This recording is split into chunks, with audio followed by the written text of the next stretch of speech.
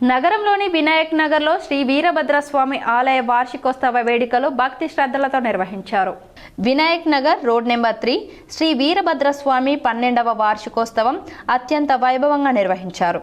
ఇందులో భాగంగా ఈ రోజు ఉదయం నుంచి వేద మంత్రోచ్చరణల అర్చకులు ప్రత్యేక పూజ కార్యక్రమాలు నిర్వహించారు.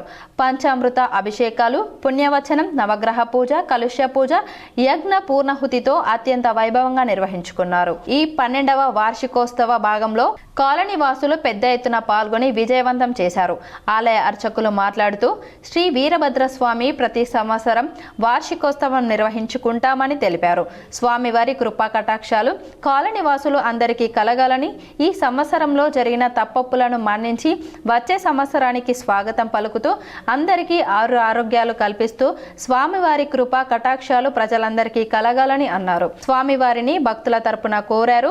అనంతరం భక్తుల సౌకర్యార్థం అన్నదాన కార్యక్రమం ఏర్పాటు చేశారు. ఈ పూజ కార్యక్రమంలో ఆలయ కమిటీ సభ్యులు, కాలనీ వాసులు పెద్ద ఎత్తున పాల్గొన్నారు. మరియు మహారుద్రాభిషేకము, నమక శమక సహిత రుద్రాభిషేకంతో పాటు మహాన్నదానాన్ని కార్యక్రమాన్ని నిర్వహిస్తున్నాము.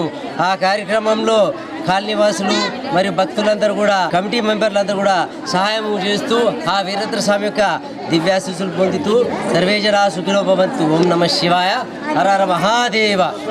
దీనికి కాలనీ వాళ్ళ సహాయ సహకారాలు మరియు భక్తులందరూ కూడా చాలా పెద్ద ఎత్తున వచ్చి ఈ చుట్టుపక్కల వాళ్ళందరూ కూడా ఆ స్వామి కృపకు పాత్రలవుతూ ప్రతి సంవత్సరం లాగా ఈ సంవత్సరం కూడా హోమాలు, యజ్ఞాలు, యాగాలు అన్నీ చేసినాము.